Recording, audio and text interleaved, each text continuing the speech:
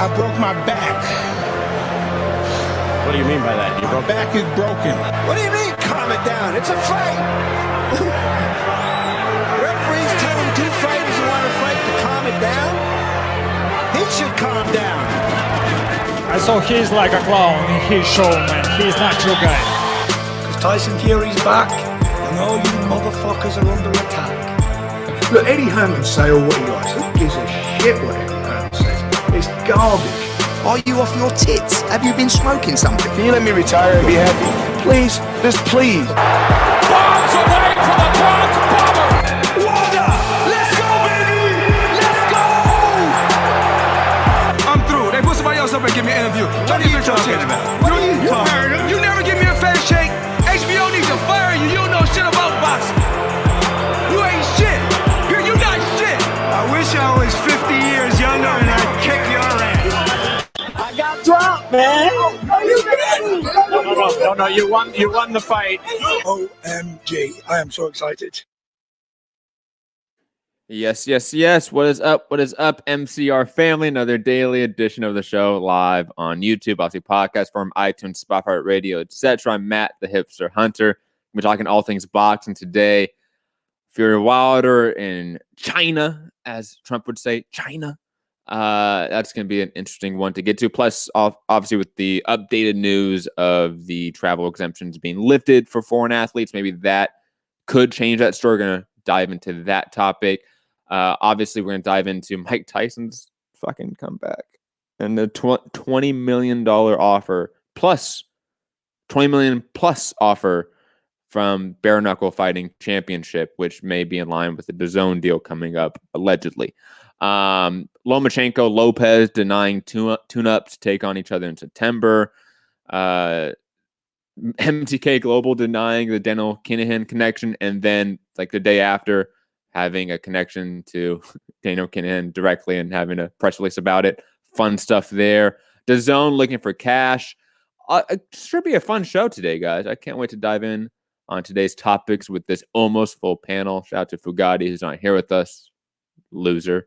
But without further ado, let me get to my almost full panel over in the UK. Second cousin, twice removed of Sir Eddie, Mr. Robbie Hearns. Rob, how are you? Yeah, I'm good. Good to be back with the show. Seems like it's been a little while. We've had all political shit going on over here. It's been quite amusing with Boris's number one advisor breaking lockdown rules and apparently to check whether he could drive back from where he broke the lockdown rules from, to check after admitting that he had eyesight problems, that he would load his family in a car, drive 30 minutes to some castle, chill out in the grounds, drive 30 minutes back, and then go, yeah, I think the eyes are okay. I'll go back to work. But anyway, it's been crazy this side of the thing. No, although we haven't told anybody to inject any, poisonous substances or anything like that. So not yet. You still have the king of all lunacy, but we're not far behind. But yeah, all good. Plenty of topics to talk about. Let's get into it. It's like Trump, Bolsonaro, and Boris Johnson just like fighting and duking it out for that number one spot of this dumbest world leader. But digressing from that point, Gary in Dallas. Gary, how are you, man? Good. It's good to be back. It's been a while since we had a show. It is raining. I would say Happy Memorial Day, but I don't think you say Happy Memorial Day. Right? It's supposed to be a somber day, right? Yeah. I know everyone barbecues and gets drunk and has keggers and stuff, but like, I think Veterans Day should be more of the happy day. Memorial Day is for those who passed away. Veterans, those who came back. Yes. So that's why raining. Maybe it's maybe a Happy Memorial Day. It's like that's not really right. Like that's. It'd be like if you say like, oh, this is the anniversary of like my father passing, and somebody say, oh, happy Death Day. Happy 9/11 days. Like we don't. It's not. Yeah. It's like it's not really. You know what I'm saying? Like it's not really. I know it's the beginning of summer and everyone likes to go out and party and stuff because outside of here the weather's usually nice, but yeah. You don't say happy like Pearl Harbor anniversary. You just don't say that stuff. Yeah. But digressing, Gary, how are you, man? Other than that, Good. Well, it's good to be back. We got some good topics today, some fun topics. Shout out to my boy Ammo Williams. I forgot to put that up on the topic board. Yes. We gotta get to that. Someone, one of you guys, make sure to remind me before the show is up that we do talk about that. I do want to talk about it. I'll remember. Sure. Yeah, Gary will. Is he from Dallas? He's from Houston. You might though, Rob. I mean, it includes one of your favorite fighters too, Anthony Fowler. So don't act like it's like, oh, Gary's the one that wants to talk about that topic because I don't want to talk about this. I just sounded like Kevin then. I don't want to see any of you guys in. I made my family disappear. The topic right now, anyways, just because I want to get over with. Just why not? Just what's a throwaway topic? So just throw away out in the front. Emma Williams with that sparring clip. Obviously, he shouldn't have done it. I like the apology that he posted after. I also like the fact that him and Anthony Fowler are having this beef. I like it. I'll be honest. I like everything that happened in this sort of scenario, other than obviously the sparring clip being posted. But I like the reaction of it. I liked his reaction of it. And speaking of Emma Williams, and I like that he's calling out big names. I mean, he's a 5-0, 6-0 prospect, and he's doing that. Good for him, man. And I think an Anthony Fowler fight kind of does make some weird sense. So I'm all in favor of it. He called out a much bigger name than that during this because a certain Billy Joe Saunders had something to say about the sparring video. And then Ammo done another video saying, oh, that's great coming from a woman beater and stuff like that. I was like, damn. Ammo's just coming out. He's doing his thing. He's another one doing his thing. Ryan Garcia out there calling out shit, doing his thing. He's jumped, I can't remember what but he's on like 50,000 Instagram followers, 5-0 prospect. You know, he's just doing his thing. Yeah, the sparring was ridiculous. Don't tend to like seeing sparring footage anyway, whether you're getting the better of the sparring, whether it's sparring, it's in the gym. But yeah, that was ridiculous. But then fair play, came out, owned it, held his hands up. It's kind of lame excuse, you know. I've been locked up for so long. I just had to get my frustrations out. I mean, that's just dumb. Do it on someone that's competitive and laced up gloves before. Or you can do it. Like, look, I've sparred like amateurs that are like way better than me, and they've kicked my ass. They don't film it and then put it on their Instagram. You know what I mean? Like, I wish they would. Maybe you wish they would, but I mean, there's a disconnect between those two things, in my opinion. You can spar, let's say, a novice coming into the gym if you want. It's an off day or whatever. I'm fine with that. You see that a lot in smaller gyms, actually, because you're going to see a lot more of a disparity of really good, talented guys and people that come off the streets. However, don't post that shit on your Instagram, to be honest. Or if you're going to do it, like post like maybe like a 2-punch combo, like boom, quick. Like don't make it seem like this huge dragged out beatdown. Because I know the rules for like posting sparring has changed as like social media era has come up, obviously, since the olden days, and more old fighters say nothing leaves the gym. Nowadays, a lot of fighters post stuff on their social media from their training. Anthony Joshua, Canelo, for example, have posted sparring clips before. Like you're going to see big time fighters do that. You have to be selective about what clips you put out, to be honest, and the message it puts out if you're trying to be a big time fighter, to be honest. That's just how it has to work. But Gary, obviously, as a Texan fighter is involved here. I want your thoughts about this. I never saw the training video. I never saw the sparring video. Oh. By the time it's round to me, he had already taken it down. So I'm guessing he pounded on a guy that was out of his league. Is that what it comes down to? And then he posted. Okay. Go to Michael Benson's Twitter feed. Yeah, Michael Benson still has it up. Fills it up. Okay. I'm not really. Okay. I mean, he apologized for it, so I'm guessing he regrets putting it up, which means, so that's why I'm talking. Hold on. You guys cannot talk at the same time. Hold on. You guys cannot talk at the same time. Remember, it makes it sound very bad. He did. Yeah. All right. He did stop it. So I tried to get in, but then he carried on. I was just saying he should check it out because there's a Texas fighter winning a fight.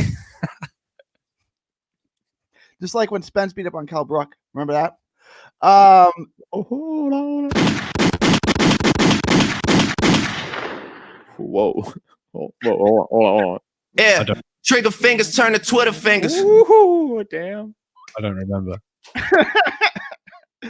No, I mean, he probably should have done it, and he apologized for it. He's a great guy. I've talked to him. He's a smart guy. He's an intelligent guy. He's a thoughtful guy. He won't do it again. But it's like, I don't know. I'm not excusing him, but it's like Matt's era. Like, he's your age. Like, he's 24, 25. They post everything to IG. Like, don't they? Like, I mean, he shouldn't have done it, and he apologized for it. I don't think it's the end of the world. He apologized for it. He won't do it again. I'm into this call out. Like, because he would smack Fowler around. I'm guessing they would do a 10-rounder, but it doesn't matter because he would destroy Fowler. Fowler's a nice fighter.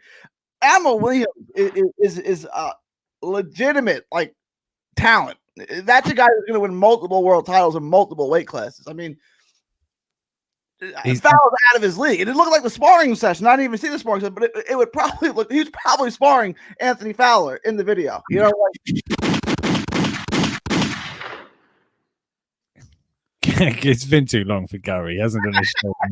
Oh my god, he's wilding right now. He's just 5-0 kid. He's not Madrimov for fuck's sake. He's just a fight. They were beat Fowler, by the way. What's Madrimov's record? 5-0. But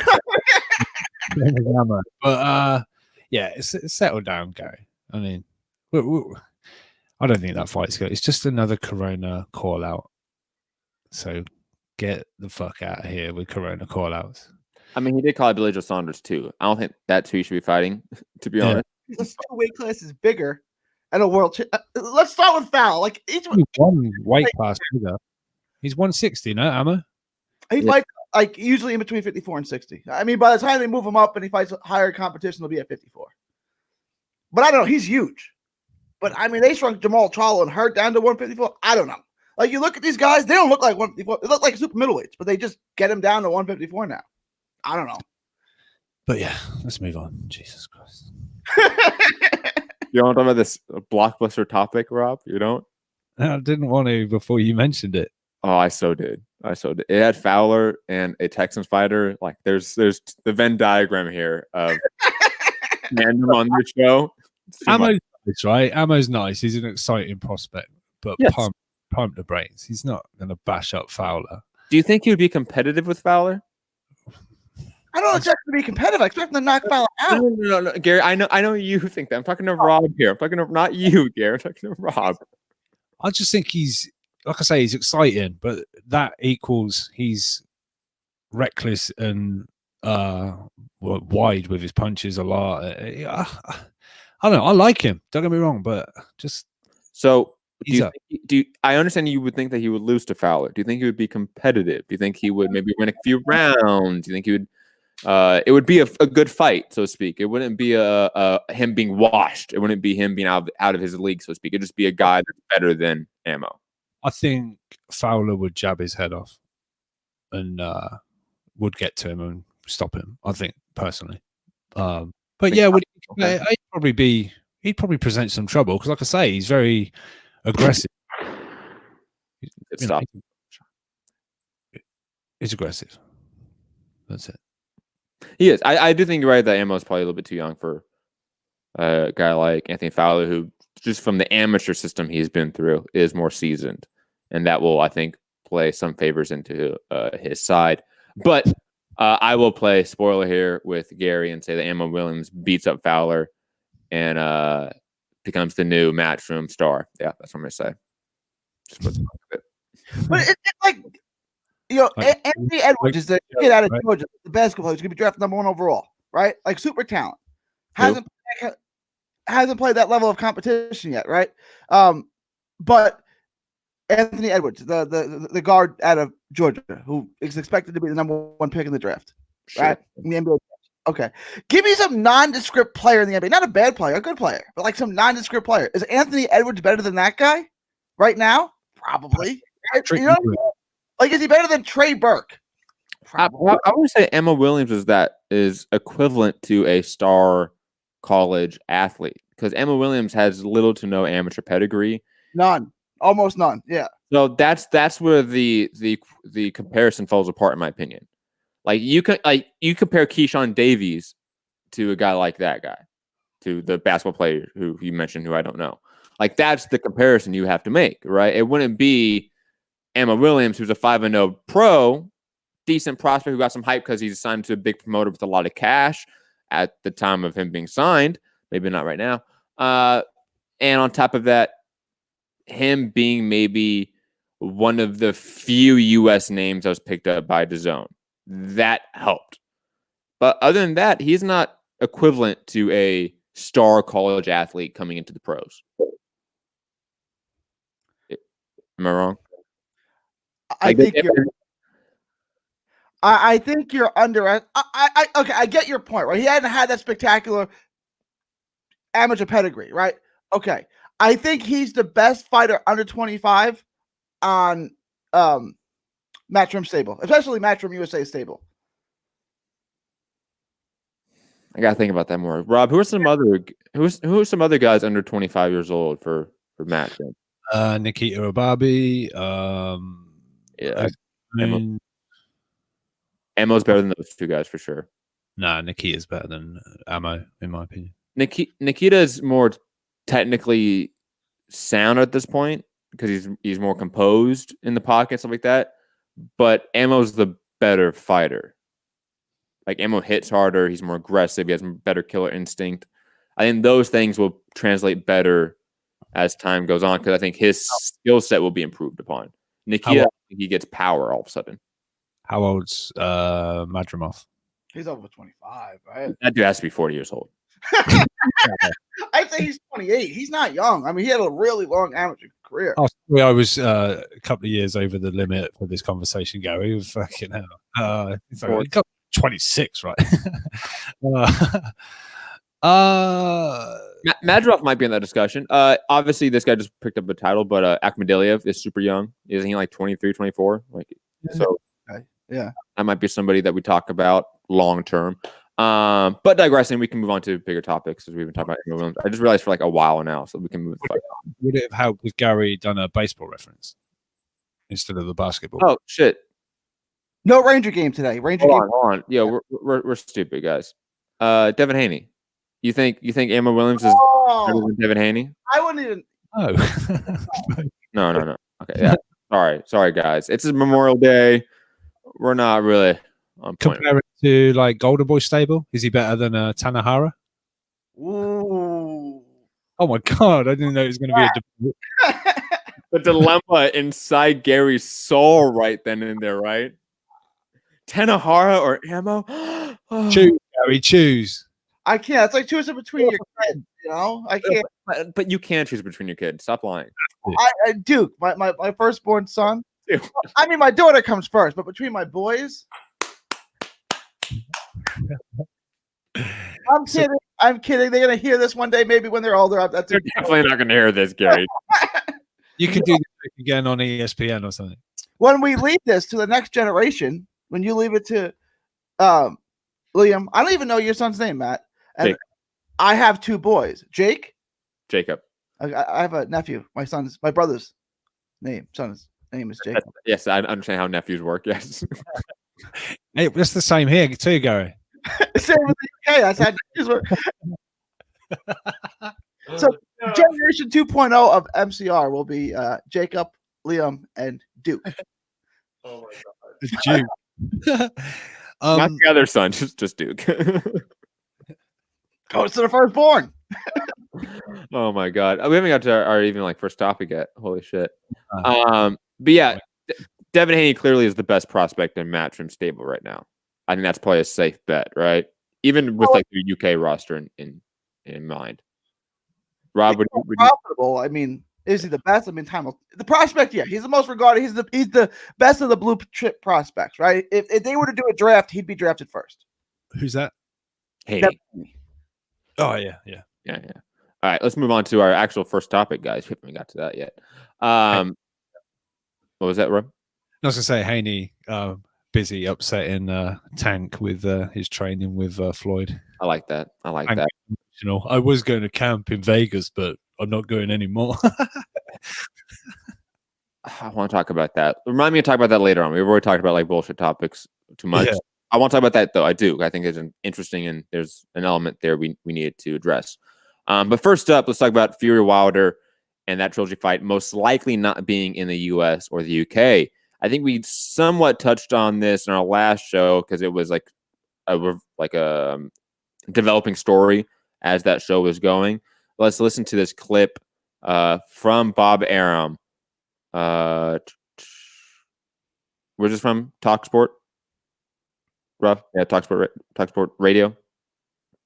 Let's listen to it. Bob, just finally on Wilder Fury, the trilogy. I was reading the other day that you've received a site offer from somewhere outside of the US. Firstly, is that true? And what is the latest situation with the fight?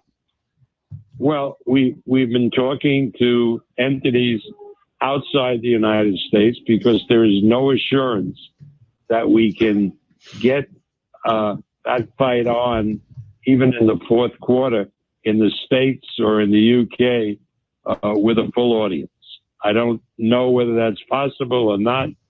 So we're looking elsewhere at places where they've had very little coronavirus and where it's not considered to be a problem. And we're exploring the possibility of Macau, China, and also in a big venue in Australia, which seems to have the coronavirus under control. Fascinating. And are you looking to do that this year, at the end of the year? Is that where you're looking, Bob? Yeah, we've been talking with PBC that handles Wilder, and our goal, both from Fury's standpoint and from Wilder's standpoint, is to get that fight on in the fourth quarter before the end of the year. That's awesome. Our goal, and that's what we plan to do. And, you know, everybody is looking next year.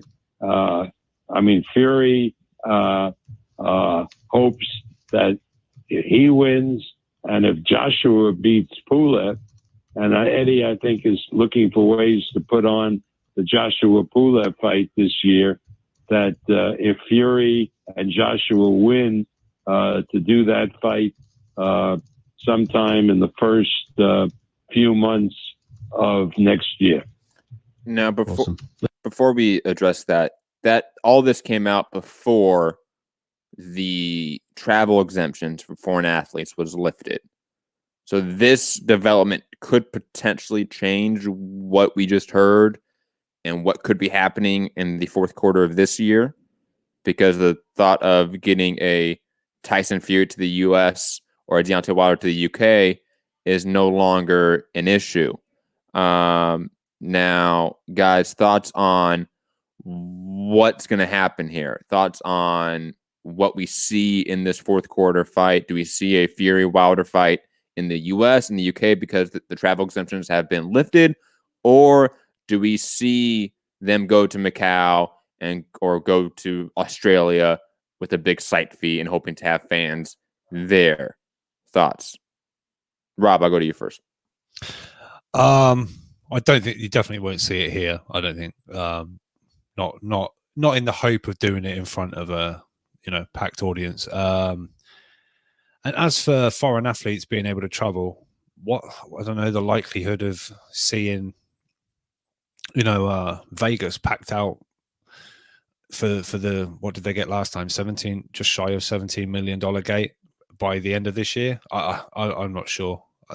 Maybe some governors will be, especially maybe a Vegas, will want to do it, because without people coming to Vegas doesn't really exist, right? It's like a non-entity without fans. But and talking to shout out to Boxing Squared, the YouTube channel over in New Zealand, he's of the mindset, I think, that it probably won't be Australia either, even though Bob mentioned a big site in Australia. He believes their government will be very cautious going forward with this. They've obviously done a great job keeping the numbers super low and the deaths super low, and same with New Zealand as well.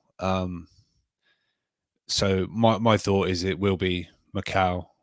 I think it will be Macau in the end when it all comes down to it. But yeah, I think Australia might be a push, just purely because of just opinion from out there that their government will be cautious. Our government will be Well, I don't know anymore, to be honest.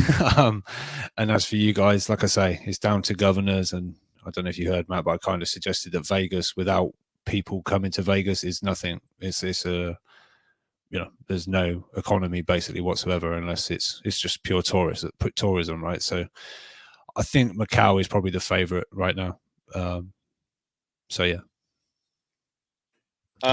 Gary, I'm gonna go to you first before I delve into more of my opinion about this. So it's Macau makes sense, but like I don't know the report. I don't know. Is it really safe there? I don't know. Vegas would be the other option. Vegas will have the fight. The only question is, does it make sense for Top Rank and ESPN and everyone to put it there? You know what I'm saying? Like, I'm confident Vegas would say, okay, let's do it. Would people go? A, I don't know. B, if the virus spreads and you get a lawsuit, now you're going to lose money on it. You know what I'm saying? Like, you open yourself up to a class action lawsuit to everyone who catches the virus. I don't know if you want to do that. The virus is more contained in New Zealand and Australia. Maybe that makes the most sense. Maybe you can have fans there. You're not going to do it in Vegas without a crowd, right? So that wouldn't make any sense. You're going to do it with somewhere where you can have a crowd. Vegas, Nevada would probably let you have a crowd, but I don't know if that makes sense. Like upside, downside, reward versus risk. I don't know if it makes sense. I mean, honestly, I think at this point, Australia makes the most sense. Very quick, just to remind people, there was a certain list came out of people applying for their Nevada license. Wilder was on that list. Maybe that's just because I think it fell 90 days after the loss. So he would have been able to apply again for his license. And it's just a kind of, not a renewal, but kind of just what you do. Or it's get it just in the off chance because Vegas is talking about opening up and blah, blah, blah. So maybe they still want this in Vegas, obviously, but like Gary said, do people actually fill out an arena off the back of, I want to say, the C virus? Yeah. But I'm saying there's no way you can, let's say you get 20,000, 15,000 fans. You can't test all of them. Oh, Gary, settle down, 20,000. 15. I think Vegas was talking about like a 2,000, like a limited 2,000 people, like in the MGM attendance fight. How is that worth the gate? You know what I'm saying? Vegas now make a lot of sense, even though Nevada would probably let it go on. I'm saying here are the possible locations, right? We have Vegas, which is a possible location. I still think the Middle East is a possible location, though Aram did not quote it there, maybe because he's a little bit gun shy about quoting the Middle East and MTK and all the connections there. But I think that is legitimate. We have the MTK and KHK Sports connection now with Bahrain. So you could see the fight go there potentially. Obviously Macau and Australia. So we have 4 possible locations: Vegas, Middle East, Macau, and Australia. Australia may be, and maybe the Middle East too, though the Middle East attendance doesn't matter there. So like that's why this part of the equation, the Middle East is almost exempt from it. But Macau and Vegas are both casino empire locations, places that run off of tourism, specifically people coming and spending money in your casinos, in your hotels. If you can't have people there or a limited amount of people there, I think those 2 locations become more of an issue and become more of a question mark about happening. Australia, from all I've been hearing, is that they are thinking about having attendance there. Somewhat limited. So you're talking about maybe a 15,000 seater or something like that. That's possible maybe in Australia. That's where it gets interesting. That's where I think maybe you get a weird Bob Arum, PBC, co-promotion with, Fury and Wilder in Australia. That could happen.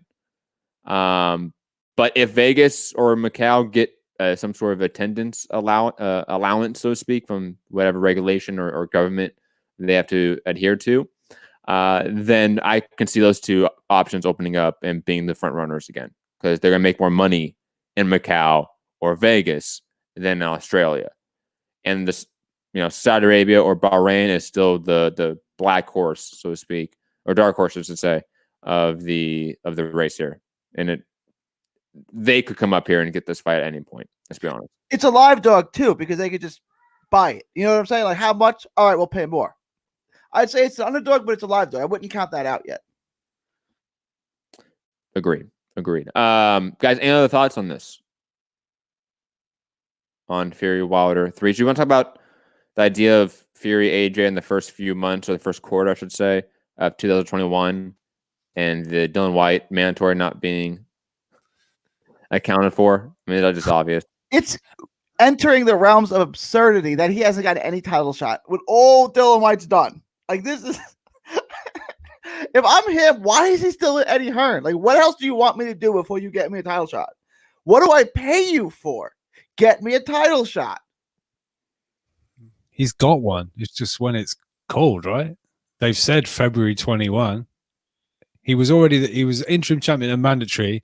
Then when he won that, then there was an investigation around the UCAD result. Okay. Then the British Boxing Board of Control petitioned that Fury become the mandatory.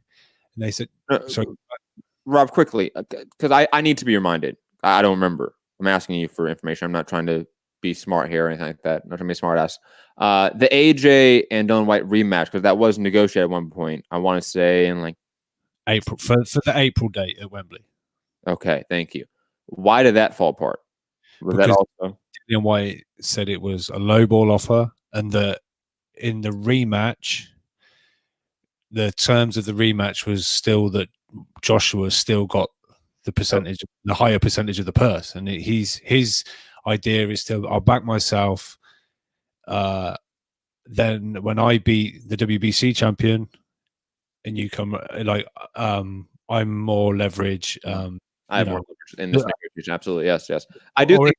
Or if I'm mandatory, there is no rematch, so you can't have these ridiculous stipulations in a rematch clause, because there ain't no rematch in a mandatory. So clearly, just AJ priced himself out. Let's be honest.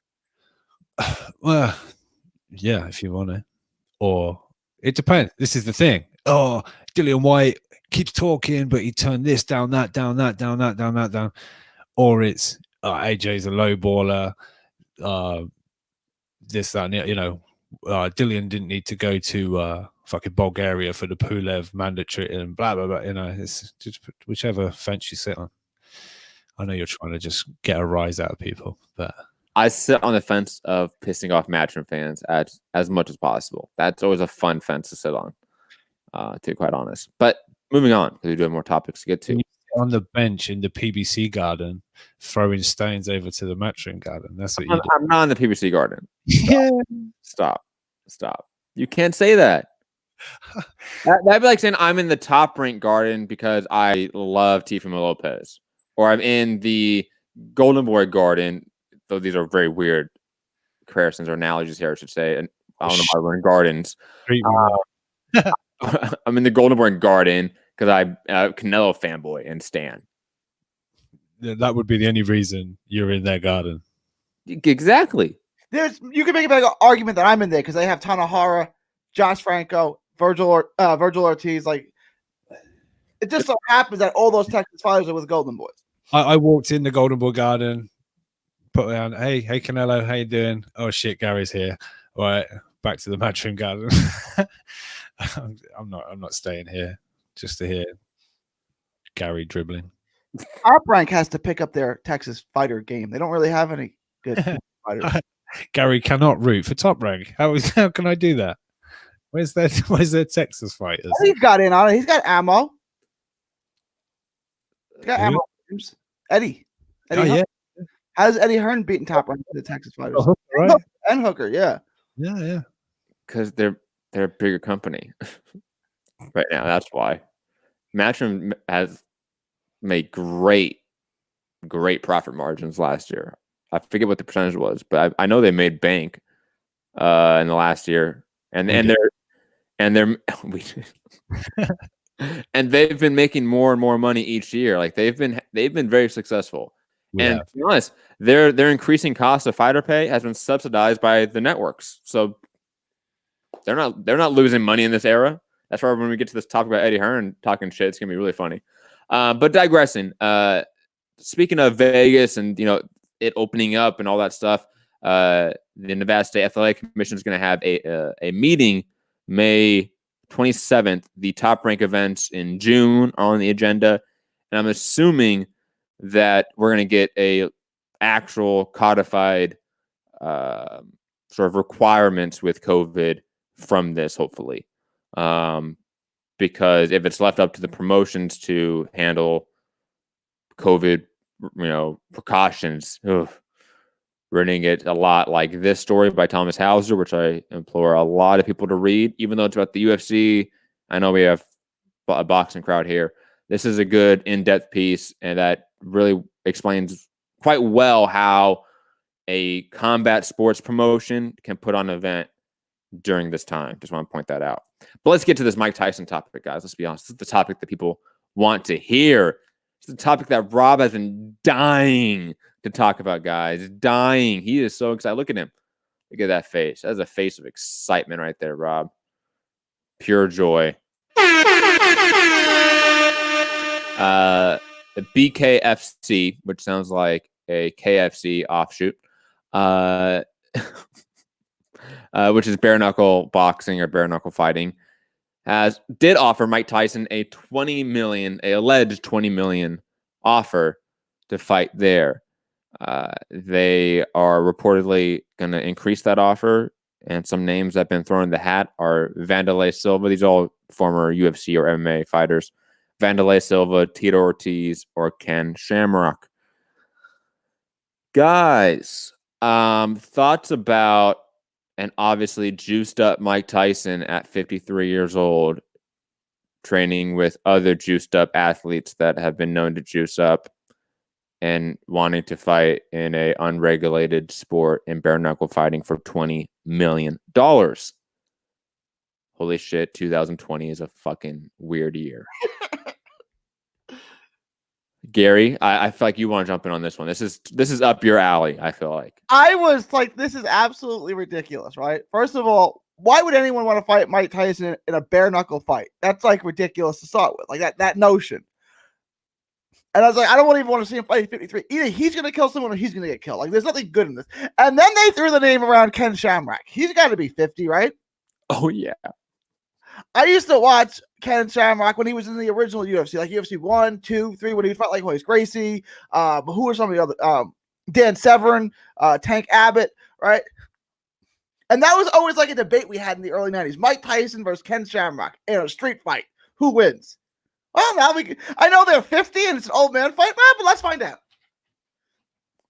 Go back hold on. Before Rob jump in, I want to ask this. If this is a pay-per-view and not on DAZN, which there's been some rumors that BKFC is going to get a DAZN deal, would you pay for this on pay-per-view in like August or July or something like that? Yeah, you would. Oh my God, Gary, you sick fuck, Gary. It settles every childhood debate I had as a 12-year-old. Like, who wins? Mike Tyson and Ken Shamrock in a street fight. Let's do it. Rob, while Gary's in the UFC garden, I'm going over to Golden Boy Garden while he's not there. Oh my God. No, $20 million, or they're going to up the offer for Mike Tyson to fight bare knuckle. I mean, I don't know.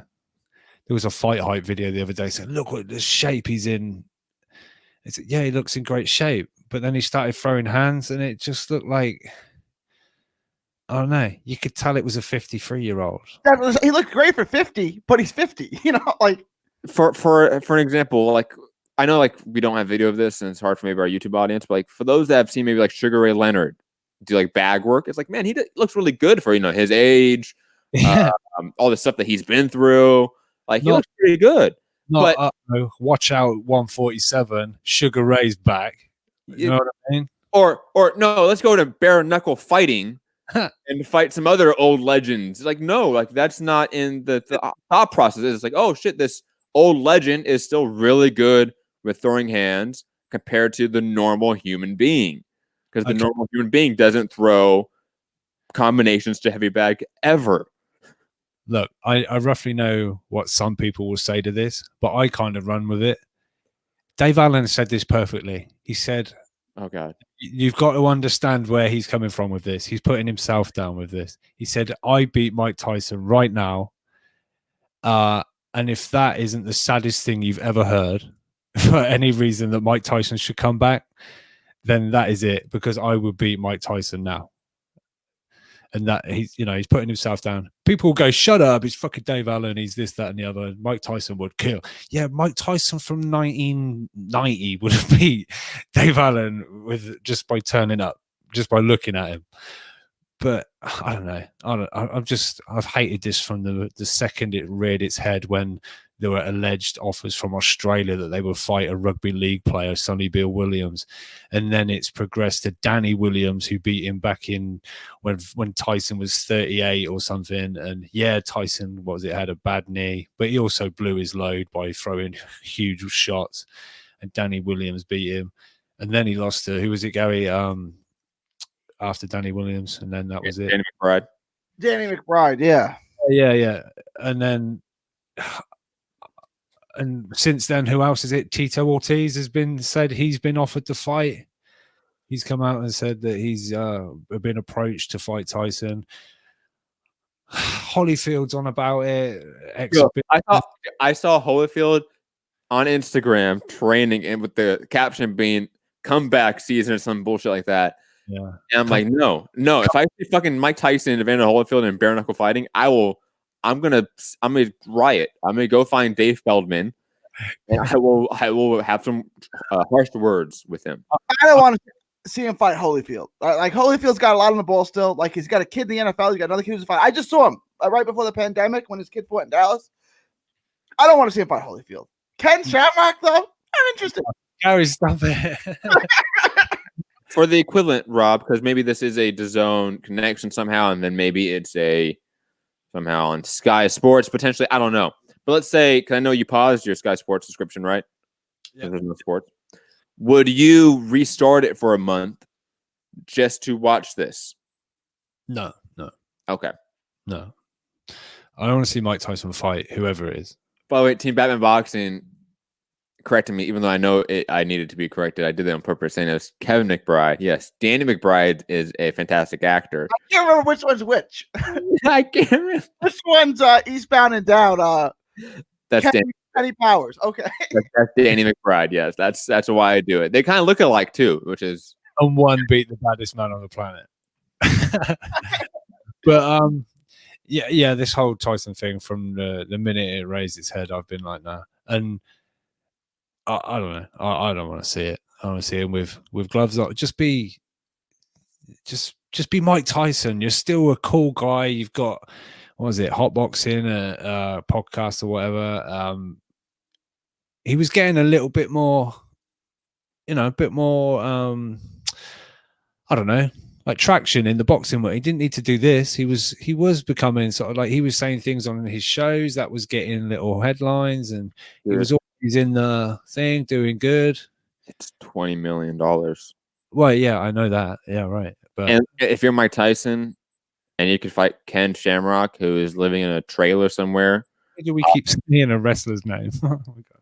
Because he was also a fighter at one point. Rob. He's Hoist Gracie, Rob, in UFC. But he was a pro wrestler. He was both. I don't know who that is. Okay, but like Floyd Mayweather was a pro wrestler for a minute. You know what I'm saying? Like Tyson Fury was. Oh, Logan Paul was. Stop. That's too far, Rob. That's bringing up some real dark memories.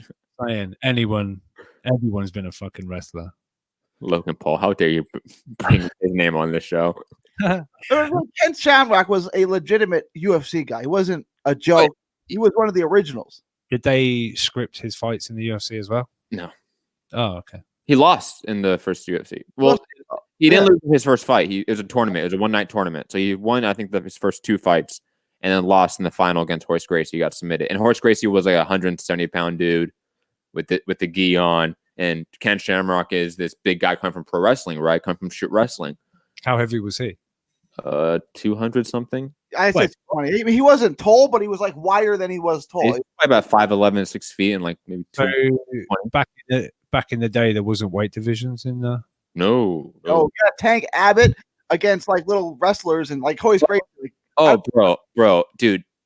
Have you not seen the first few UFCs? I haven't seen any UFCs. Go watch UFC 3. Like, I Rob. guarantee you, as someone who doesn't like UFC, you'll like it. Dude, Not- there's like they Not would if it's matches. So you haven't seen they had a boxer named Art Jemison come in and fight Horse Gracie. Horse Gracie was a Brazilian jiu-jitsu guy, a grappler, right? So he submits you, right? He chokes you up, makes you tap out. Art Jemison put on just one boxing glove to fight this guy in the first UFC event because he didn't know what to do. He didn't want to break his hands. So he has one boxing glove and one bare knuckle, and he's getting wrestled and just fucked around. It's hilarious. There's was it Sammy Schilt knocking out the sumo guy and knocking all his teeth out? Hilarious. There's the guy literally elbowing the guy's nuts till he taps out. That's a good one. The guy that got elbowed in the nuts though then became a rapist, so it's okay. We accept it. We allow it. Who was the guy that got elbowed in the nuts? Joe Son, I think is his name. If this would have been early lockdown, I might have caught some of this, but we're coming out of lockdown now. I'm not going to get around to that. Joe Son kind of looked like that Bond villain that threw the hat and like cut statues. What was the name of that Bond villain? Rob, you should know this. This is like UK shit. The one with the hat? Yeah, the Asian dude. Look like Penguin. Oh, the Odd Job. Thank you, Odd Job. Yes, he looks like Odd Job. Joe Son looks like Odd Job. Mr. Bond. Anyways, moving on. Danny Garcia is out there talking to SiriusXM, saying that he might fight Pacquiao or Spence. Well, it's Spence now, right? According to reports. But this came after that report. No, this came after that report because trust me. All right. The show we did last week talking about that topic, this one came after it. Okay. All right. Okay, that's what I'm saying. Because we talked about that last week. We talked about Spence Garcia in the fall, right? In pay-per-view. That's the sources, right, from Mike Coppinger. But we have Danny Garcia on SiriusXM saying it can be done. Garcia said regarding fighting Spence next, I was told either him or Manny Pacquiao. I know I said September on Instagram Live, but it should be in the fall. I don't want to give false information like September, but it may be in the fall. Either him or Manny Pacquiao. So that's what I was told. Since we have Danny Garcia now here with his exact words and not Mike Coppinger sources, do we think that a Manny Pacquiao Danny Garcia fight could come up here and be a potential pay-per-view fight in the fall instead of Spence? Is Spence maybe not ready? Does he need more time? Etc. Guys, thoughts on what's next for the welterweight division? Okay, I'll go. We're gonna get one of these two fights. Okay. And the fight's fine. Garcia, I think he's going to fight Spence. That's what I think is going to happen. But I think they have Pacquiao on reserve in case that Spence isn't ready. And the fight's fine. It's 2 top 7 welterweights, so it's fine. The only problem is, like, who cares, right? If Garcia wins, he's still not the best welterweight, right? Because he just replaces Spence. And if Spence wins, he hasn't beaten Pacquiao or Crawford. Like, I think we're going to get this fight. It's not a bad fight, and obviously we'll all spend our money on it, but it doesn't solve the issue of who's the best welterweight right now. It doesn't solve that at all. If you think Crawford is and Spence beats Garcia, so what? You know what I'm saying? That doesn't make Spence the best welterweight. So it's fine, but why can't Spence fight Pacquiao? Like, let's just do that. Because I think Pacquiao and Mikey is still discussions to get that done in Saudi Arabia on December time, I think. So for me, I'm leaning Spence and Danny's still going to happen as Cop reported. I agree with you. I think that Spence Danny happens first. I also want to update the people that need to know. Joe Son, the UFC fighter, he was actually Odd Job in Austin Powers. I forgot about that. Thank you. Really? Thank you, Neil, the security guard. Thank you for that. Wait, you mean Mini-Me? No. Who's Odd Job in Austin Powers? Well, he's the guy with the hat that throws it in. It's the first Austin Powers. Because remember, the first Austin Powers is all spoof on. Yeah, it's just James Bond spoof. Yeah. Yeah, it's been a while since I've seen it. Go watch it. I think it's on Netflix. I don't know if it's on Netflix in the UK, but go watch that one with Liam. That's a good one. Has he watched Austin Powers? Yeah, baby. No, I don't know. No, I don't think he has. He's seen That might be a good one for him. We like that clip when Austin Powers is in the little like buggy going backwards and forwards, trying to turn it around. That's funny. I watched both of them. One of the days during the pandemic, so recently, it dates well. Your son won't think that this is like some bad old movie. Like it's great for that like 8 to 13 age humor. And as you know, all men, we stay with that humor forever. Like that never dies. That's why Gary can think Dumb and Dumber is the greatest comedy of all time. That's Gary in a nutshell. No, wait. Nut to necessitate. No, never mind. That was good. Speaking of good, thank God we're going to get a super fight or big fight in this quarantine pandemic, as it looks like Loma Lopez have turned down tune-ups. I think that's actually quite surprising. And Bob Arum is saying that they're planning for a September fight with or without an audience, end quote. So, guys, thoughts on both Loma and Lopez turning down respective tune-ups in July and June for a September fight with or without a crowd. And Bob Arum said that he wanted to push off the fight so they can still have a crowd. And that's why we're still getting it now, because they said, fuck that, we don't need a crowd. Guys, thoughts on Loma Lopez happening in September with or without fans? Rob, I'll go to you first. Yeah, on that same TalkSport show with Adam Cattrall, Fight Disciples guy, Bob mentioned that like MSG, they could still maybe, and they're hoping that instead of what does MSG hold, like 20,000, something like that, 15, 18, whatever, but they'll reduce it right down to like 2,000 people in the crowd. I don't know if you then call that a crowd. Yeah, weird. But and interestingly, I noted that article was like Tuesday the 19th, I think, from the article you just put up or something like that. Yeah, yes, it was. Only a few days before that, again, shout out to Fight Disciples, but they had Teofimo on like a Zoom call, and he said he was asked, don't flash that up to put me off. Sorry, that was an accident. I did not mean to press that. That's our next topic. Damn it. I'm going to Wusa. Teofimo was asked about fighting behind closed doors, and he said no way, he won't do it. So we'll see. But that was maybe when I think he was thinking about he was going to have a tune-up or whatever, because that was mentioned because they couldn't get Loma over. Now that's possibly different, that Loma will be able to travel. Yeah, I don't know. But he said no to no fans. But either way, it's a great fight. I want to see it just to, for people on the train to pump the brakes a little bit. Loma to school him. I cannot wait for Loma to get knocked out. Cannot wait for this generational turnover. God, when lightweight starts bursting with all this young talent at the top, you guys cannot wait. Get over Loma.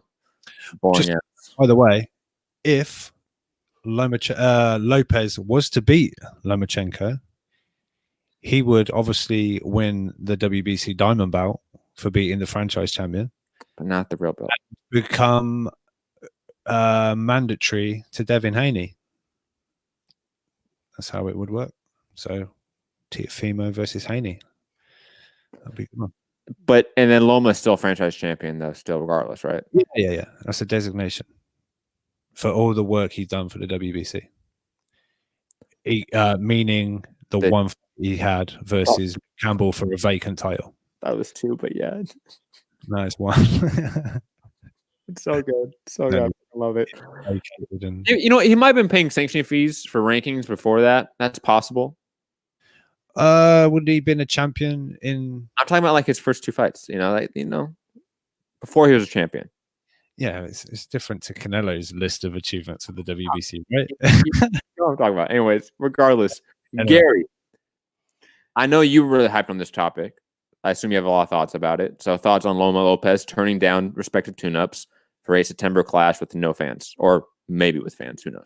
Yeah. I think Lopez's bicker and call outs and Corona trash talk, I think it worked. I think Loma is the kind of guy who can be trash talked into a fight. Rickendow did it. He didn't want to fight Rickendow because of the weight difference. It doesn't do him any good to beat him. And Rickendow kept after him. So he's like, he got the fight. I think you can talk Loma into a fight. I think there's like Canelo and him's like, okay, you don't want to shut up, let's fight. And I think, Lopez got underneath the skin. It's like, okay, we're going to do this. I'm still leaning with Rob. I'm going to go at Loma, but just by a hair. I think there's too much skill, and I don't think he's over the hill yet. So I'm going to go with Loma, but I wouldn't be shocked if Lopez beat him. This is a great fight. I think it's one of the best fights, top 3 or 4 fights that can be made in the entire sport. As a fan, I just want to see it. For Loma and Lopez, is it best to wait until you can have a packed out Madison Square Garden? I don't know. You know what I'm saying? Like, for the fight, to maximize the revenue and the attention, is it better for these guys, especially for Teofimo, to wait until you can have 20,000 or 15,000 at the Garden as opposed to 2,000? This could be Lopez's coming out moment. Like this could be his spectacular I've arrived moment.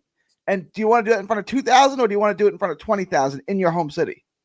So I can't help thinking that Bob fucked everything up by saying, with or without fans in MSG in front of 2,000 people, because Lopez is on record saying, I'm not fighting in front of nobody.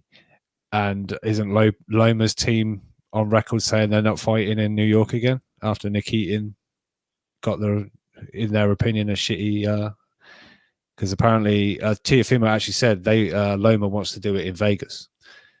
He said, I want to do it in MSG, but I'm down wherever. But fight in Vegas. Yeah. So Bob just getting shit wrong left, right, and center. Don't ask me, ask China.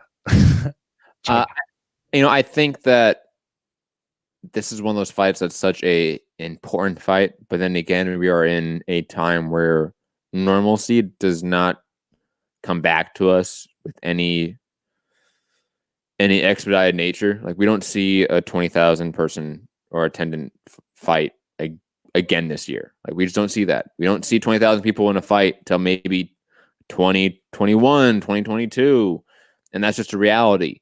So with a guy like Teofimo Lopez, you have to realize, or maybe just accept the current situation and like your lot in life right now, so to speak, that look, we can't get our big coming out moment for Teofimo Lopez where he's in front of his hometown crowd, so to speak, in New York, a packed venue, sports are going, ESPN's up out of their 40% hole, and everything's good again. That's not happening any point in time, any near future. So just make the fight. Just make it. Because Teofimo Lopez is growing out of the division. Lomachenko is getting older. You maybe can't wait too long for this. And not that like Loma's over the hill or that like Teofimo is going to like leave the division after this fight. No, but let's say you push this fight off for next year. We have no idea what next year looks like. We have no idea where these two fighters are going to be at respectively. So I am all in favor of, if they can do it, obviously with the right precautions, all that stuff, the right regulations, right quarantine protocols, then yeah, I'm all in favor of them just making this fight as quickly as possible, because we're not going to get a normal 20,000 packed house fight for a year or two. And we just have to accept that. Rob, I wanted to ask you one question. I don't know if you were just baiting or if you actually I know you picked Loma, but do you actually think Loma's going to school him? Like it's going to be Floyd versus Canelo? Like it's going to be outclassing? You're way too young for this, or do you think? Like I think it's going to be a really good fight. I'm leaning towards Loma. Yeah, maybe not a complete not Floyd Canelo, but no, I just think as Loma gets the feet going, and I think he just kind of similar to Usyk, he just gets the gears going and kind of ups the pace and the tempo and like that. I don't know. I just think it'll just prove a little bit too much for Teofimo. Who, don't get me wrong, I like Teofimo. He's exciting. He's a good young tap, but I just think it's all come a little bit too quickly, maybe for him at this point to come up against Loma. So then obviously you pick Loma over Haney too, right? Yeah, I think so. Yeah. Okay. Yeah. I pick Loma against pretty much all of the young lightweights right now, except for Teofimo Lopez and Tanahara. No.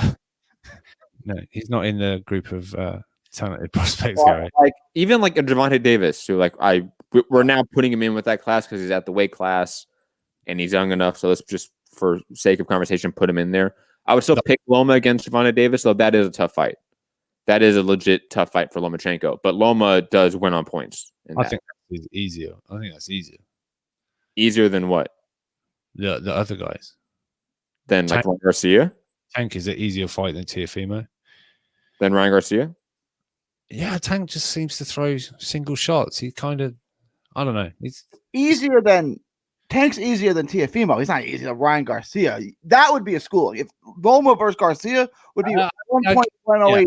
Yeah. All right. And anyway, this is ironic that you're putting Tank in the 135. He didn't even make 135 yet. It just took a while. He did make. Where do we put him? Cruiserweight. 130 to fight Leo Santa Cruz on pay-per-view. So I don't know. Put him in the I'm really jealous of Devin Haney category or something like that. Let's talk about that right now. Because that was a good segue. I know. Devin Haney, is he a Las Vegas native, like true native? No, he was born in San Francisco, I think, but That's right. He's been in Vegas for a very long time now. He's pretty much made his home there for as long as I can remember. From him being on the scene, he's been a Vegas guy, so to speak. A guy that's been in the Mayweather gym a lot. A guy that made a lot of his fame, so to speak, off of sparring legends and myths in that Mayweather gym, is back training with Mayweather. Not too shocking. The shocking part maybe is that Gervonta Davis, maybe not too shocking as I will explain, that Gervonta Davis is very upset about this and will, quote, no longer be going to Vegas because of it. So I have some thoughts about this. One being Mayweather is a very shitty promoter to his own fighters because you have a divisional rival now in Devin Haney. Like that's now the thought process you have to have as a promoter. That this guy that you've trained with, that you saw as a kid, all this stuff, right? You've seen him come up as in Devin Haney. He is now a divisional rival to your only fighter. Let's just be honest about it. Like that's their only guy is Gervonta Davis, Mayweather Promotions. And you're now training his potential divisional rival. That's just bad promotional. That's malpractice right there. I get that Mayweather is on like this training binge, obviously, since the passing of his uncle. I think that's good. I think that there's a lot of value to that, to be honest. However, he's still a promoter, and Gervonta Davis is still his only noted fighter, let's be honest, and he's now training his rival. There's issues there. Now, do we want to make fun of Gervonta Davis for like having a hissy fit about it? Maybe we can make him. I bet Rob has some jokes. But I mean, I think the jokes at Mayweather are clear. I mean, what a joke for a promoter. I mean, I would be upset if I'm Gervonta Davis. That would be like if Oscar was out training Devin Haney and you're Ryan Garcia. Like, it would be like, what the fuck are you doing? Like, you would assume Ryan Garcia would be on Twitter shitting on an Oscar and his promoter, like Gervonta Davis did subliminally, right? Like, that's what you would assume. But yeah, I cannot wait for all these lightweights to fight each other because there's already beef. There's beef with all of them. Just fight. We need a tournament with all these young lightweights, honestly. I'll be happy with that. On the whole Haney Floyd training, that's been a on-off thing for a long time, right? But yeah, like I said, I kind of poke fun at Tank about it, but I get it. Hold on, this is Marco. Gary, can you mute yourself, please? Gary, or not? Thank you. Yeah. So yeah, I get it. It'd be pissed off, but I don't know, just don't tweet it. That could be internally Like, Floyd, what the fuck are you doing, man? Like, do you know what I mean? A phone call, a text, anything. Not let the world know and give everyone an opportunity to have an opinion on it. I don't know, but my one rebuttal to that would be that if Mayweather treated situations like that, then I agree. Because then Gervonta Davis would be going through the avenues that would be best, the ways that Mayweather communicates and the way that Mayweather would be most amendable through. But Mayweather's a guy that's out there on social media or out there on television throwing his fighters under the fucking rug, right? Like, he's out there throwing Gervonta Davis under the bus, saying that, oh, like, we're going to have him fight Lomachenko. Like, remember that back in, 2018, 17 now? Like, that's years ago. So there's been a very public rift between them for such a long time now. And it's not a one-way street in terms of it being public, right? So, like, I understand your point that, like, in theory, Gervonta Davis, if he called up, like, Leonard Ellerbe and said, Leonard, what the fuck is Mayweather doing? Like, please, like, we got to fix this. He's training my rival now. That can't be happening. Like, if that happened, I agree that maybe it would be better than him being in the public and out there saying that this is an issue. But their rift has been a public issue for years now. So it's nothing new per se. Yeah. It's just, like, let's be honest. Gervonta Davis is in a shit situation, regardless of his out of the ring antics or maybe criminal offenses, which make him a just despicable person at this point. But purely as a boxer, he's been fucked around from his promoter for years in the public. And it's just like, what do you do here if you're Gervonta Davis other than taking your grievances to the public? yeah.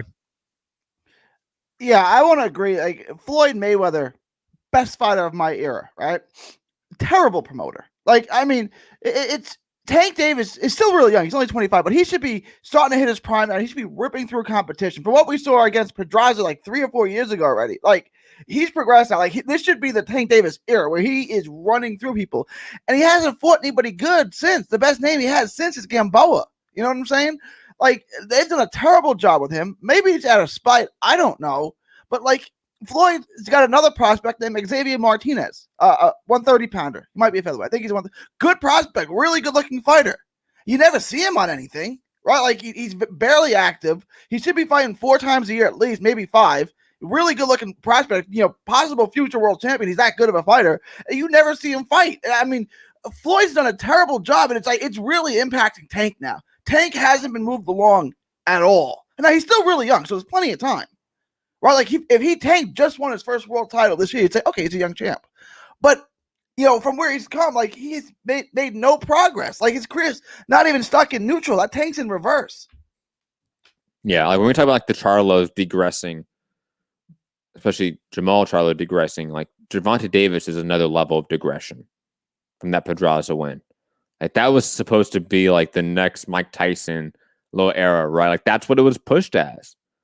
He's supposed to be this dominant knockout force in the lighter weight classes. And he knocked out Liam Walsh, which was, good undefeated prospect in the UK, but that's all it was. And then fought featherweights. Then it got ridiculous. Then he's fought he fought Hugo Boss, Amanda Nunes. Like, it got bad. Hugo Boss, Amanda Nunes. The name half of the people. The funny part is, like, I know exactly who you're talking about. I don't know their names. Is it Hugo Rivas? Is that who it was? Oh, Rios. Rios. Yes. See? But you said Hugo Boss. I knew exactly who you're talking about. I don't think it was Rios either. Whoever it was. We know that featherweight that got beat up a bunch of times in some fights. That guy. Ruiz. Hugo Ruiz. Okay, I was close. No, is it? I don't know. A 122-pounder. Right? It was ridiculous. Like, he stick with Hugo Boss. Fuck it. Hugo Boss. Boss is so good. Under Nunes. God. Anyways. I want to say, I think Floyd and Haney is, I think, a great combination. I think if Floyd is going to be someone's, like, if he's really training, like, going to be a trainer, I think he sees a bit of his own work ethic in Haney. Maybe I think it's a really good, a really good pairing. But maybe not when you've got someone in your promotion. Take that side out of it. I think that's a really good matchup. Haney's there to learn. Floyd's got all the knowledge in the world. Can he get it across? I guess. Some great fighters have proven that you can't teach it. They just seem to have it. Like, you can't explain. Like, I don't know how to put it, but do this. Like, why? I don't know. It just does. But Floyd and Haney, I think it's a really good combination. I agree that if you isolate just from a training perspective, and with the huge caveat of, is Floyd actually serious about training, and is he good at training? Because those are two very different things. You can be serious about it and not be good. You can be good at it and not be serious. Is he both serious and good at being a trainer? We don't know yet. Let's say he is, and we isolate that for a second. I think you're right that the pairing of him and Haney makes a lot of sense. Like, it's one of the most common sense pairings of a potential great trainer and a potential great fighter that we've seen in the last few years. The fight gets made. Haney versus Tank, of Floyd's in Haney's corner. But the issue is, he's a promoter too. So, like, he has conflicts of interest there automatically. So he has to adjust to that. Like, there's no way, like, obviously there's a way because he doesn't deal with any media backlash. But if, let's say, there is the upcoming, whenever they have it, the Gervonta Davis, Leo Santa Cruz press conference with Leonard Ellerbe there and not Floyd Mayweather, there has to be a media member that asks Leonard, is this okay? Like, what happens if Floyd is still training Haney and Gervonta are now on a collision course to fight? What does Floyd do? Is this a conflict of interest? Those questions need to be asked. But they won't. Fight Hype's not going to ask those questions, let's be honest. I don't see Tank being in a position to actually need to fight Haney anyway. It's not anytime now. You're right. Like, the immediacy of this rivalry is not now. You are right. That's not existing. They're on collision courses for other things right now. But let's say in 2 years, it's completely feasible that these two guys are the guys now at lightweight and they need to fight each other next. That's possible. Why did other promotions get involved? What was it? Wilder, Ortiz too, was it? Do you remember? They were... Yes. How did that work? I don't even know where that came from.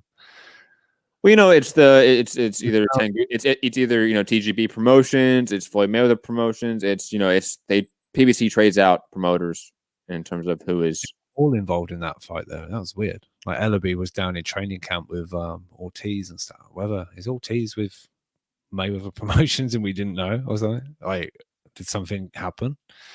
I don't know. It's weird.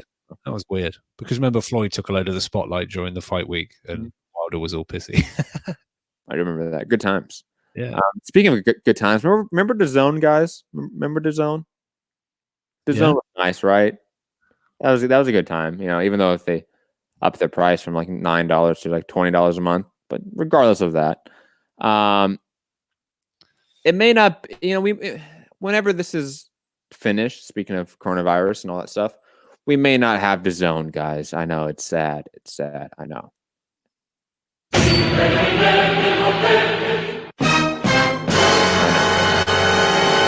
It's okay, Rob. Things are going to be fine. None of those were sad music, by the way. I couldn't find the sad music. That's why I was like, fuck, damn it. This is sad. This is sad. Dun, dun, dun. I couldn't find the sad music, unfortunately. But digressing. Okay, the $500 million loan that DAZN and their owner Len Blahnik was looking for has not actually come to fruition. They are now looking for either equity partners or a full-on buyout of the company due to the financial hit that they've received from COVID-19. Guys, thoughts on what will happen to DAZN in the future, what is happening to DAZN right now, and thoughts about how they can solve this sort of financial crisis they're having. Gary, I'm going to go to you first because I know Rob is like a praying mantis waiting to just attack me. So I'm just going to go to someone else first. Is Len Blahnik having financial issues? No. No, but DAZN. Yeah, I mean, those are two different things. He went up 1.5 billion this year or whatever in the. Why does he just open up his wallet? He's probably got the 500 million sitting in his glove compartment. Come on, open up. He's probably got underneath his couch. Come on, put your own money into your business. Invest in yourself. He's already put billions into it. He doesn't want to anymore. I can't blame him. I'm just saying, right? Like, I mean, average Joes are. You want to keep your pizza business open? You want to keep your deli open? Okay, put your own money into it, right? Like, why does that look? If he can get, you know what I'm saying? Like, everyone else who's going through this is expected to keep their business operating. If you can find someone to give you money, take it. But like, his business has been shut down for 2 months. I get it's a hit, right? But it's a hit that everyone's got to deal with. I mean, if he really believes in this, if this is really his baby, put your money into it. I think you're like really like personifying Lem Blavnik when he's just like a greedy corporate billionaire who's made his bones off of going and buying off corporations and industries that have been sold off and then selling them for a higher price and then sure I get it, right? But like, he put a lot of his money into this. Like, he obviously thinks this is a winner long term. So this should be I don't know that. Well, I mean, long term, 5 years again, Gary, you're like assuming a lot here from Lem Blavnik in terms of his motives and feelings about DAZN. Well, by long term, I meant 5 years, right? Like, generally, if you can make money in 5 years, then you can dump it off, right? When was DAZN established, Rob? 2016 or 17? Has it really? Yes, because it was in other countries before it was in the U.S. Maybe. I want to say 15 even. Somewhere. So we're hitting that 5-year mark. And look, I mean, we talked about this when the $500 million loan was they were looking for from God, was it Goldman Sachs? Yes, it was Goldman Sachs. It was one of them, yeah. Was one of them, yes. But they were looking for a $500 million loan. The reports were that Lem Blavnik did not want to invest any more of his money into DAZN. He wanted to look for other equity partners, other investors into this. And I don't blame him. And on top of that, he's probably going to make his money off of this. With what he's bought it for, who knows what he bought it for, compared to what it's worth now, he's probably going to make money off of this. If he sells it, either in its entirety or sells off the majority ownership to someone else, he can still make a lot of money off of this. And it's been 5 years, and he's grown the company because it clearly has grown. I don't blame him. And this pandemic coming along was like almost like you know what? That's a good time to maybe bow out. Like, this has been a shot in the arm for like, whoa, okay, no one saw this coming. So right, let's take stock. Let's see where we're at. Yeah. But I think personally, I think they'll be all right in the end. I think they're gonna end up with some kind of like parent company, like a big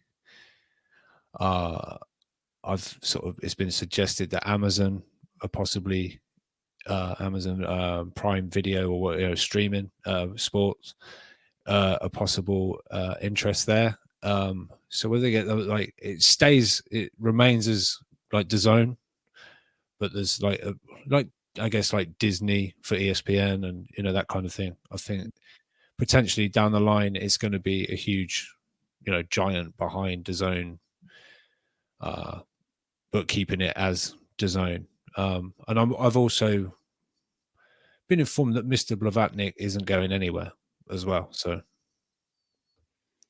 in terms of what, from like DAZN involvement, is what you're saying? Like, I guess I can ask some more, but like, he'll still be on the scene regarding DAZN, but he just, I think, doesn't want to put his hand in his own personal pocket to keep helping to that point. I think he's looking for minority ownership of this, so he can still make money off of this in terms of like royalties and revenue, either yearly revenue or monthly revenue from it, but not be a controlling partner of this because it's a lot of fucking work. And I don't blame him. I mean, creating a sports empire is not something you can do like overnight or easily, or cheaply. And he made a little tiny sports empire. Time to sell it off.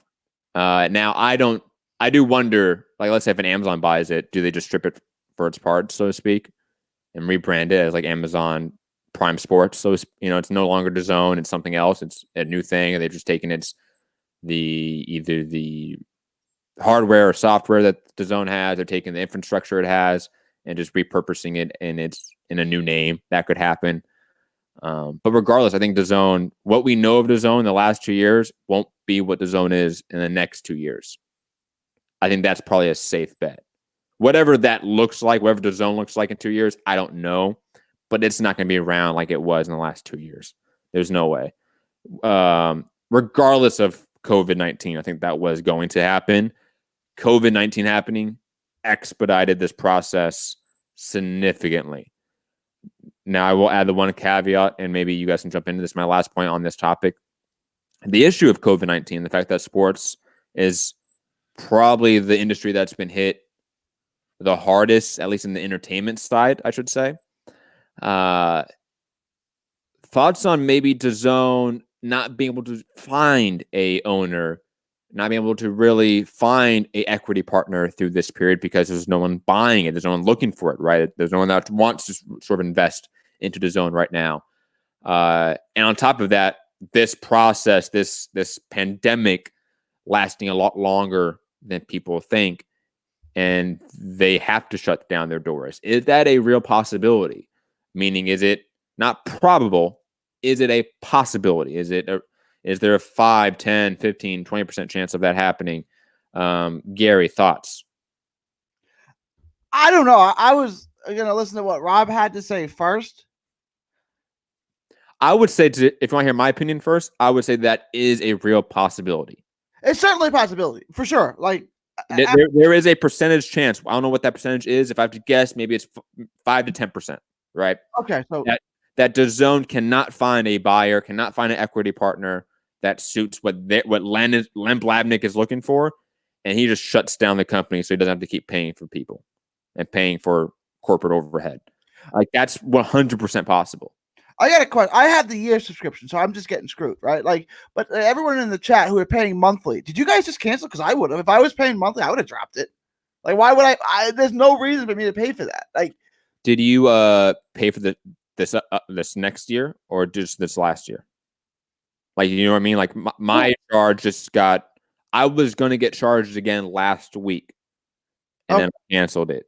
So I was wondering have you been charged again for this? No, I haven't been charged again. But I was doing month for month for a while. And then when it went to 20, I paid it once. My wife just by the year. So when did it go to $20 a month? I did that for 1 month, and then I paid the 100. 6 months in, maybe about 9 months into DAZN. Like they opened up with Joshua Povetkin in like September, right? 2018. So by, let's say, February of 2019. No, I did. I paid it for the next year because that was before COVID hit. I did it in like January or February. I did the $100 again. Yeah, you should probably. I just nothing I can do about it, right? You save money if you buy the whole year, but you have that risk. I saw someone claiming that they went through PayPal and filed they got their $100 back. Yeah, I saw that too. Want to dig your heels in enough and make enough noise, I think there is an avenue for people to get their money back. But we're still giving you product. We're giving you this library. We're giving you. They have billiards again or some shit. Like serious. They got Sirius on there, right? You have to pay for Sirius anyway, don't you? And that's not a free radio station. I have Sirius. It's like $10-15 a month. Some of that. I guess there's different plans, but I don't pay for that shit. Radio shows for $15 a month. Fuck. That's a lot. It's a lot. Anyway, personally, I think the reporting of this has got definitely a certain section of boxing Twitter lapping it up. Others, like we'll wait and it's kind of a wait and see. But I think there's been a slight little bit of not blown out of proportion, but not quite as bad as where people have maybe taken this to. But as just I don't know, because we've heard of them looking for more money and equity or people to invest. It's not like this is kind of new. Maybe the whole possibly selling it part is, we heard Bob Arum wanting to sell Top Rank, PBC, and wanting to, I just think this is kind of what happens, especially with new companies coming in. This kind of new debt and this all racking up, and it looks a bit bleak, and I think that seems to be almost par for the course with some of these sort of companies. Rob, I don't disagree with you at all, but I think you internalize those 10 people on Twitter. Oh, it's more than 10, but anyway, yeah. It's about a baker's dozen, right? It's 13 people. Who gives a fuck? But it's those few people on Twitter that like talk about this shit all the time. Ignore that. We know. No, let me finish. We know that DAZN has been having huge financial issues for a while. We know that. They have admitted it. Okay? So regardless of it being good or bad, rooting for DAZN or not, they're just the realities of the situation. They're the realities of the material effects of what's happened with DAZN and what their decision making.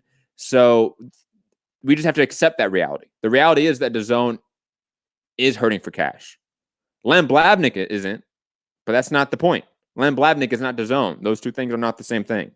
Len Blabnik is a majority owner of DAZN. Very different.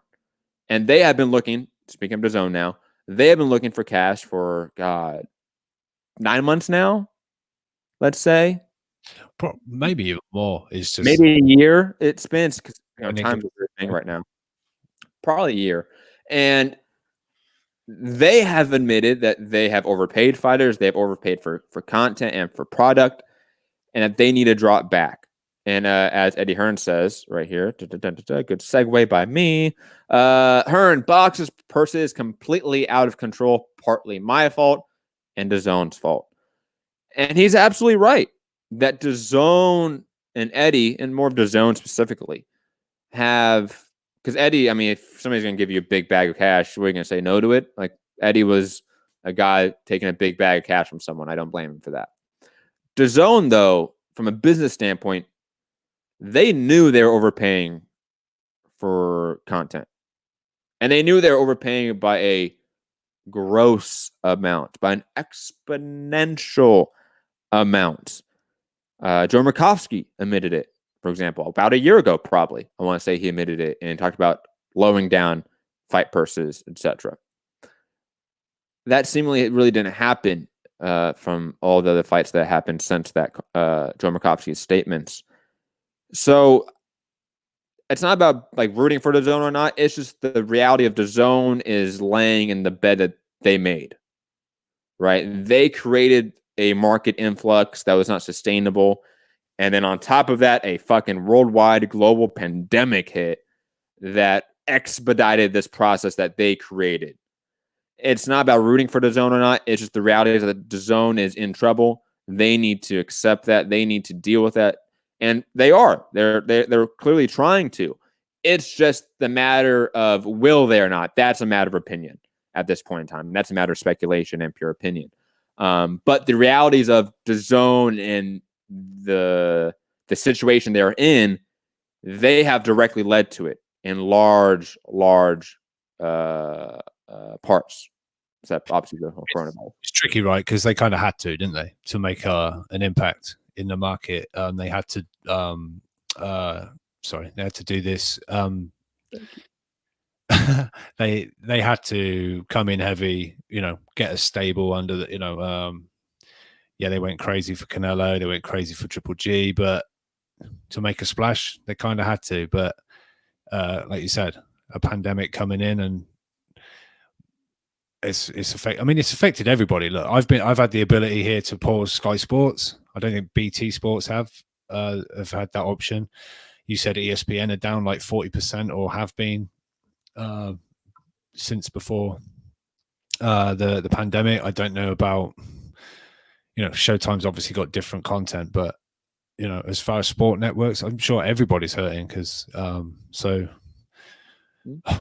don't know, but regarding fighter pay and stuff like that, I guess they kind of had to lure, if they wanted some big names to provide certain content, the money had to be. You're absolutely right that to come into this market, they had to overpay. You're 110% right. That was the wrong strategy, in my opinion. I think I think they focused way too much on boxing and combat sports when it was an overpriced commodity for what you're going to get back in sort of your investment. Your ROI, you're not getting it back on boxing. Sorry. They should have waited that extra year or two for the NFL, the NBA, those licenses to be up, and just went all out for them. That's what they should have done instead of focusing on combat sports. I believe I think I read somewhere in like a sports reporter kind of like media thing that there were like initial talks of like going for NFL and coming in for but it was, I think how I read it was NFL were like, well, how can you guarantee you're not going to be in the market until you've got the deal and you launch? It's as if like, we want to see you have a subscriber base, maybe. So they had to come in with something, and obviously nothing was really available. So I think that's why, like you say, maybe they shouldn't have come in with boxing, but it's kind of all they had to do. And to have off the back of trying to get one of the bigger sports, boxing, and build some kind of subscriber base for then to be more of an attraction for getting that. So, I mean, it's a bottomless pit trying to get, look at ESPN have been going for how many years now? I don't know, but they're well established feet, firmly at the table regarding sports networks. And then you're this new thing, not only just a new thing, but it's like all the old people like, how do I watch the boxing? What's it? I've got to get an app. What the whole like as if the technology was new, especially for a boxing audience. It's like a certain generation that have. So I think it's very difficult. But yeah, this pandemic, along with others, has proved difficult. And obviously, they're subscriber driven. And at this point, with X amount of people unemployed and money being tight, they're like, yeah, I'll cut my DAZN for this month. If you pay the yearly, sorry about that. But yeah, it's tricky. Look, the reality was that DAZN's battle to be the Netflix of sports was always a monumental uphill battle. Okay. And they just picked the wrong strategy. They picked the wrong horse to open out. Like, that's what it was. Like, they picked the wrong horse to open up with. Gary, I know you're more of a financial wizard. Thoughts on this? I don't know about all that. Yeah, going in on boxing is a bad idea unless that's Canelo, right? Canelo, you'll get your money back, right? People who don't watch boxing, who are just Canelo fans. So, like, but all the other money they put in, like, I would have just made myself the Canelo network, right? Like, $10 a month or $100 for the year is still cheaper than 2 pay-per-views. A lot cheaper, right? Probably 60% cheaper. $80 a pay-per-view. That would have putting all the $10 million in just purses in the main event of Mikey Garcia versus Jesse Vargas. I mean, this is not a sustainable plan. This is just like the housing market where everyone, not just lower income people, but everyone bought so far over their heads. Like, this had to happen, right? And obviously, we said that it was coming within the next 2 years before the pandemic. Obviously, this sped it up. But the persons had to come, and God bless the fighters who were able to make that much money. Like, I'm not mad at Mikey Garcia and Jesse Vargas. Good. I mean, you're playing a dangerous sport, but there's not that kind of appeal in boxing where you guys can demand those kind of purses. And it's just going to come back down to reality. When I saw Joe Smith made $150 for the Hopkins fight and $600,000 for his last fight against Jesse Hart in a smaller fight, like, you know what I'm saying? Like, this has to come back down to reality, and we're going to see that now. How much did he get against Bivol? Oh, I don't know. I didn't see that purse. I'm sure you wonder if that was a peak. Joe Smith and you're right. And I want to add, maybe people will think that this is like undue, like life preserver for Eddie Hearn and promoters, but I don't blame them for taking the network money. Because that's how you can subsidize your company and have, like, I think it was like a 14 or 15% profit margin last year. Think about it. Matchroom opened up in like 6 or 7 different markets, right? They made money last year. They expanded their company by 6 times. And they made profit. Why? Because they were subsidized by DAZN. That's ingenious. Like, I don't blame Eddie Hearn at all for that. I blame DAZN for that. DAZN is the one that should be criticized for that move. Before the pandemic hit, Eddie Hearn was drafting the final.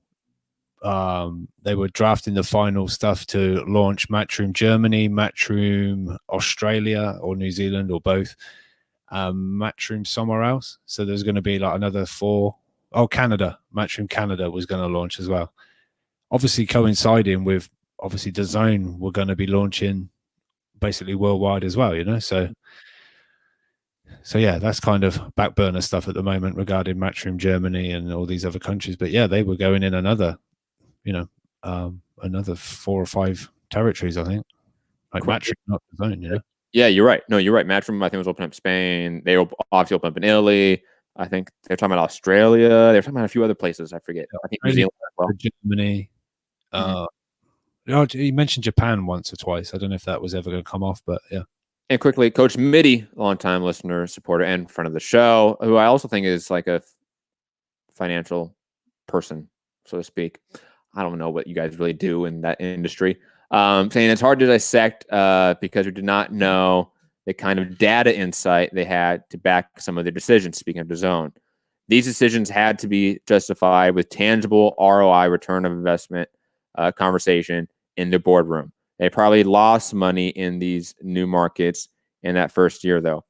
There's no way anyone that like has a degree that went to school for this shit can bring me any equation that tells me that Mikey Garcia, Jesse Vargas, $10 million overhead just for that fight, let alone all other production costs and fighter costs, you're going to get a return on investment. There's no one. If you got a degree and you presented some sort of data table to DAZN that said that this was worth it, you should be fired. You are fired. Pack your bag, get the box on your desk, put everything in it. You got 10 minutes. Security is walking you out. But if 30 million Mexicans signed up for DAZN, then you know. I think Gary's right to a degree. I think a tepid investment in boxing would have made sense. Only Canelo fights, only AJ fights, like that, to get your feet in the water in the sports world. That would make sense, and also maybe not lose so much money on Triple G versus Steve Rolls, which cost you $15 million. Plus, he now has equity in the fucking company. You know, like there's a lot of things where like DAZN paid so much for Chavez Jacobs when they got $400,000 on the gate. And I guarantee you the subscriber gain for that wasn't so much. Logan Paul, KSI. There's certain things like clearly you didn't get your return here on the money you put in. And whoever is telling you that you were, man, Len Blabnick should be firing your ass. That's for damn sure. But anyways, last topic of the day, unless you guys have anything else to say about this one. Let's get to it. Oh, we talked about this one for a while. Good for us. We went in depth on that topic, guys. Look at us potted up. Were we as long on that as we were Ammo Williams? No, we weren't. No, that was like 30 minutes, bro. That was so long. We spent 30 minutes on Ammo Williams. That deserved its own show. Obviously, it did. MTK Global. No, it did. Okay, Rob, relax. I know your love affection for Fowler. It's okay. MTK Global, who has been in the news lately due to previous connections to Daniel Kinahan and Bob Arum, bringing that back up into the news cycle again, and also bringing it over to the U.S. as well, since that was really a more of an Irish and UK topic, it seemed, in the news cycle than it was in the U.S. So MTK has distanced themselves, or tried to, in the last few days, saying that he has no connection with them. Daniel Kinahan being a alleged leader of the Irish cartel, right? Is that what it's called? I don't know. I forget the exact name of it. But Daniel Kinahan was linked and named the head of KHK Sports in Bahrain in the Middle East. MTK Global, which has their headquarters in Dubai in the United Arab Emirates, now has a groundbreaking partnership with KHK Sports and Daniel Kinahan. And that person they have no connection with is quoted in their press release. That's great, isn't it? And let's get to his quote here. Special advisor to KHK Sports, Daniel Kinahan, added, "This is a monumental move for KHK Sports and MTK Global. Both organizations have been making substantial waves in the international combat sports landscape, and combined, the sky is the limit in what they can achieve. The only way for the sport to truly grow and be accessible to all is to make it a truly global sport. And this partnership will ensure that boxing is accessible to all in the Middle East and open the region to international opportunities." Guys, any thoughts about MTK saying that they have no connection to Daniel Kinahan and then a day later having a connection to Daniel Kinahan? Rob, Gary? I don't feel I know enough about. I can't really talk. I haven't been keeping up with the story. That's acceptable. I'm okay with that. I've not heard anything about this, or said anything about this. I know nothing. This gets better every day. Like I just want to see where the story unfolds, right? Like we don't know him. Yeah, we're doing business with him. I mean, this is my favorite story in boxing of the year. this is what's keeping the soap opera going. You know, this is good. We can follow this. I don't really have any thoughts on it. I want to see the next step in this saga. Yeah, I have no real strong opinions. Like Rob said, I don't know enough, obviously, but I am intrigued as to where the story goes. I'll just say that is for damn sure. Rob, that was so good. That cracked me up. Anyways, guys, you want to get out of here before we get death threats? Well, I don't know anyone. I never heard of him. I don't Who? Who? No. Don't know him. Never heard of him before. I don't know. Nothing. Anyways, guys, I am Matt the Hipster Hunter. Find me, Matt Hunter MCR, on all social media platforms, especially Instagram, because I've been on that a lot lately. On Instagram Live, playing music, and I know Rob loves it. Right, Rob, you've been really enjoying all of that. I know Nija, big supporter of the show. She's been in those IG Live battles with the JD. I've been smoking his fucking ass. He doesn't want the smoke. He's shook. It's all right, though. But anyways, what else do we have here to discuss? I'm trying to get a show with Anthony Walker. He's been evading me due to him being busy. But I want to get a show with him so we can talk about some UFC and MMA topics, since that sport has been going off a lot in the past few weeks. And what else? That'll probably be it. I mean, we should be back sometime this week. It's Monday, so expect maybe a Wednesday or a Thursday show whenever there's enough news to discuss. But like I said, find me at the bottom right there, Matt Hunter, MCR, all social media platforms. How do I remove that? Remove what? You just told people where to find you. I want people to think they can find me in, I don't know, Scotland or somewhere like that. Somewhere not here. Oh, I get what you're doing now. Yeah.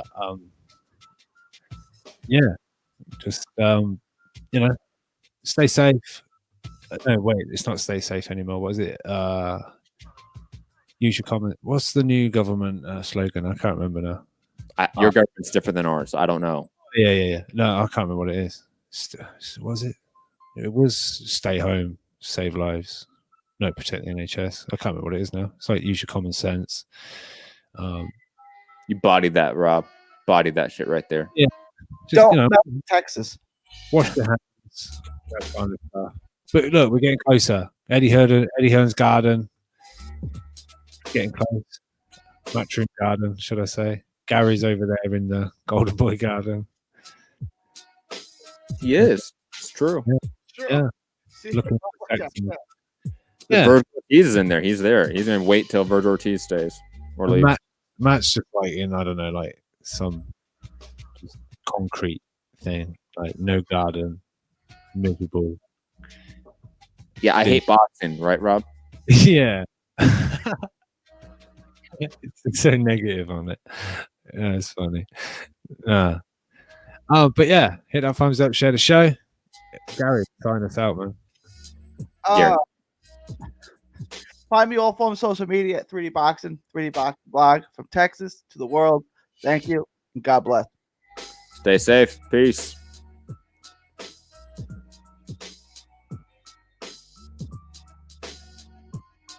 What are you? An idiot sandwich.